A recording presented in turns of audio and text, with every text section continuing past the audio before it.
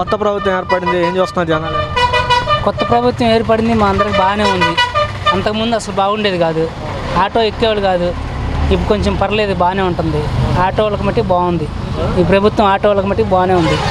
అది అన్ని రంగాలకు బాగుంటుంది. ఆటో అనే కాదు, వ్యాపారం చేసుకునే వాళ్ళకి కానీ ఎవరికైనా సరే బాగుంటుంది. పోయిన ప్రభుత్వంలో మేము 500 తోలటానికి కష్టపడేవాళ్ళం, అలాంటిది ఇప్పుడు 1000 రూపాయలు 800 అలా తోలుకుంటున్నాం. పిల్లగానే పోషించుకుంటున్నాం ఇవాళ. అది అంతే. మరి ఉచితంగా ఆర్టీసీ ప్రయాణం చేసినా కూడా సందుల్లోకి రావు కదా బస్సులు. అలా సందుల్లోకి వాళ్ళు మాకు ఫోన్లు అలా చేసుకొని పిలిపించుకునే వాళ్ళు ఉంటారు, వెళ్ళొచ్చు. అలా బాగుంటుంది. అంటే లైన్ బస్సులు పెట్టుకుంటాడో, సిటీ బస్సులు పెట్టుకుంటాడో. సిటీ సెంటర్లోకి వెళ్తే కానీ లైన్లో రోడ్లోకి సందుల్లోకి రావు కదా. ఆ సందుల్లో ఉండే ముసలోళ్ళు మొత్తుకోళ్ళు ఉంటారు, వాళ్ళు ఇంటి దాకా రావు కదా బస్సులు. అలా మాకు వచ్చేస్తాయి కిరాయిలు, మాకు వచ్చే రూపాయలు మాకు వస్తాయి. బస్సులు పెట్టుకున్నా కూడా ఆయన చేసే పనులు మంచి పనులు బాగానే ఉన్నాయి. అది చెత్త పన్ను తగ్గించాడు, తీసేసాడు, పూర్తిగా ఎత్తేసాడు. రేపు కరెంటు బిల్లు తగ్గిస్తాడు. అది ముసలి వృద్ధా పింఛనంటే పెంచాడు, అవి ఇస్తాడు. జగన్ కన్నా ఎక్కువ పరిపాలన బాగానే ఉంటుంది. అది కొత్త ప్రభుత్వం ఏమాశిస్తున్నారు?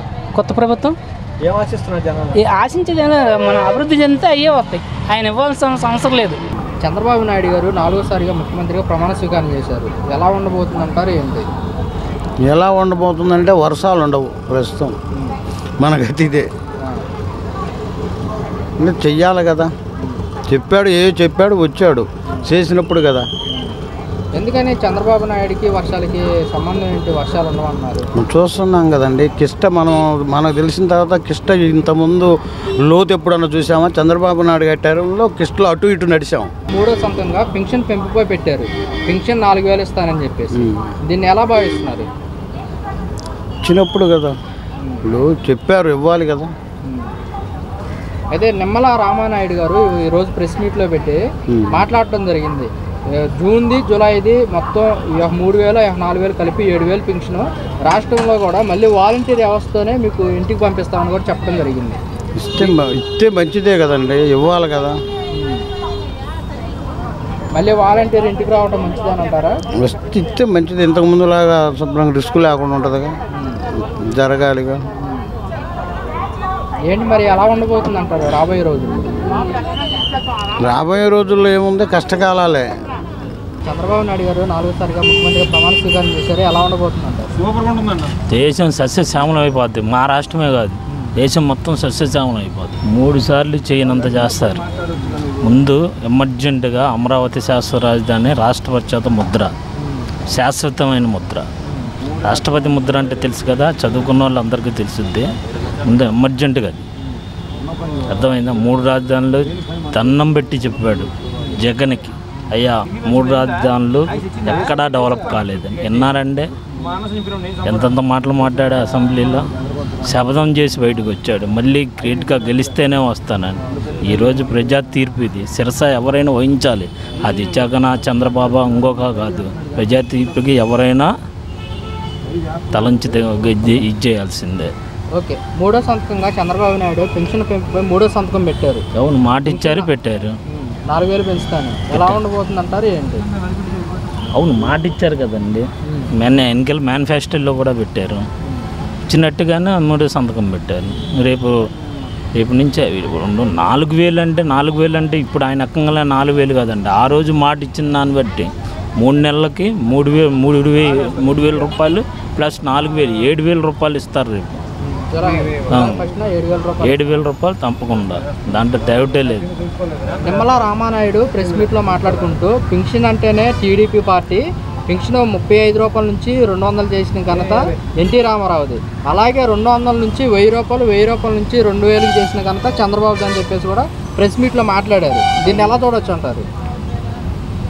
రాష్ట్రంలో ఫస్ట్ వృద్ధాప్య పెన్షన్ అనేది ప్రవేశపెట్టింది టీడీపీ, అది వాస్తవం. కానీ ఇది ఎక్కువ మొత్తంలో తీసుకెళ్ళింది మాత్రం రాజశేఖర రెడ్డి గవర్నమెంట్. ఏదైనా చేసిన వాళ్ళు చేశారని చెప్పాలి, చేయలేదని చెప్పాలి. అయితే ఇంత మొత్తంలో వచ్చిన తర్వాత ఇవ్వడం అనేది ఎక్కువ మొత్తంలో ఆల్రెడీ ఆ గత ఎన్నికల్లో కూడా ఆయన 3000 ఇస్తానని చెప్పాడు. ఈయన పెంచుకుంటే వెళ్తాను అన్నాడు, ఏది గెలిచిన తర్వాత. ఈయన అలా కాదు, 4,000 ఇస్తాను నేను గెలిచిన తర్వాత అన్నాడు. మూడో సంతకంగా 4,000 ఇస్తాం ప్లస్ 3,000 రూపాయలు ఎక్స్ట్రా ఆయన అన్నగారి నుంచి 3 నెలలు అయింది కదా, 3,000 4,000 మొత్తం 7,000 రూపాయలు రేపు 1వ తారీఖు ఇస్తారు. జగన్మోహన్ రెడ్డి గారు నిన్న మాట్లాడుతూ కొంత సమయం ఎన్డీఏ కూటమికి ఇవ్వాలి, హనీమూన్ ట్రిప్లో ఉన్నారని చెప్పడం జరిగింది. అలాగే చంద్రబాబు నాయుడు గారు ఇచ్చిన హామీల ప్రకారం తొలి సంతకం పెట్టడం జరిగింది. ఎలా చెప్తారు? తొలి సంతకం బాగానే పెట్టారు చంద్రబాబు నాయుడు, బాగానే ఉంది ఆయన. ఈ జగన్మోహన్ రెడ్డి గారు ఏం చేశారు మనకి,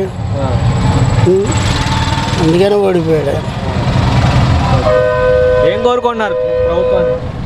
ఏముంది, అన్న క్యాంటీన్లు పెట్టాడు, మళ్ళీ ఇల్లు ఇస్తాను అంటున్నాడు, రేషన్ ఇస్తాడు, బాగానే ఉంటుంది అనుకుంటున్నా పరిపాలన. అన్న క్యాంటీన్లు పెట్టారు కదా చంద్రబాబు నాయుడు గారు. అలాగే మెగా డిఎస్సి కూడా పెట్టారు. మెగా డిఎస్గా ఫస్ట్ సంతకం పెట్టాడు ఆయన. మళ్ళీ అమరావతి రాజధాని అన్నాడు. ఈయన 3 రాజధానులు అన్నాడు, 5 సంవత్సరాల్లో ఒక రాజధాని పెట్టలేదు. జగన్మోహన్ రెడ్డి వాళ్ళ ఎమ్మెల్యేలు ఎంపీలతో సమావేశం అయ్యి మీరు ఎవరు కూడా ఆధారపడవద్దు, మళ్ళీ వచ్చేది మన పార్టీ అంటూ కూడా వాళ్ళకి ఒక ధైర్యాన్ని అయితే ఇస్తున్నారు. దీన్ని ఏ విధంగా చూడొచ్చు అంటారు? కళ్ళు మూసుకుంటే మళ్ళీ 5 సంవత్సరాలు వచ్చేది, అది గ్యారంటీ. మళ్ళీ ఇంకోసారి కళ్ళు మూసుకుని మళ్ళీ ఇంకో 5 సంవత్సరాలు వచ్చేది. ఈ లోపల వెళ్ళిపోతారు జైల్లోకి, అది గ్యారంటీ. వైఎస్ఆర్ పార్టీని నమ్ముకొని కోట్లాది మంది ప్రజలు ఉన్నారు, లక్షలాది మంది నాయకులు ఉన్నారంటూ కూడా ఆయన ఒక మాట అయితే చెప్పడం జరుగుతుంది. దీన్ని ఏ విధంగా చూడొచ్చు అంటారు? రాజశేఖర రెడ్డి పుణ్యాతుడు, ఆడు వెనకమాల పుట్టాడు, రాక్షసుల టైప్ లీడు, అది గ్యారంటీ. రాజశేఖర రెడ్డి పుణ్యాతుడు, నంబర్ 1 క్యాండిడేట్. ఇందులో జగన్మోహన్ రెడ్డి పాపాత్ముడు. అది జగన్మోహన్ రెడ్డి అంటున్నారు, నాది చిన్న వయసే, నాకు ఈ పోరాటాలు కొత్త ఏం కాదు అని చెప్పేసి కూడా మాట్లాడుతున్నారు. దీన్ని ఏ విధంగా చూడొచ్చు అంటారు?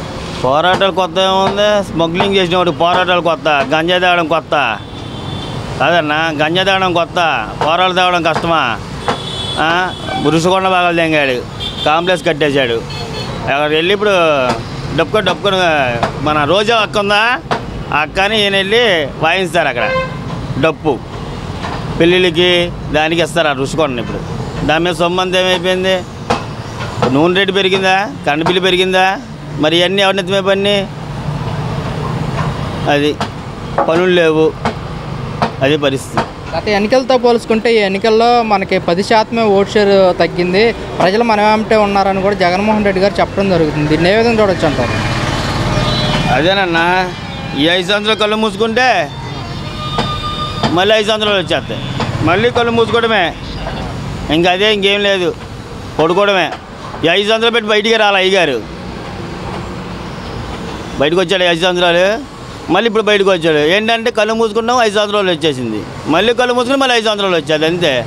మళ్ళీ ఎలా చేసాం ఇంకో మళ్ళీ గెలుస్తాడు, మళ్ళీ 5 సంవత్సరాలకి మళ్ళీ కళ్ళు మూస్తాడు, మళ్ళీ 5 సంవత్సరాలు బయటకు వస్తాడు, అప్పుడు లెక్కేస్తాడు, అమ్మ 5 సంవత్సరాలు వచ్చేసిందా అని.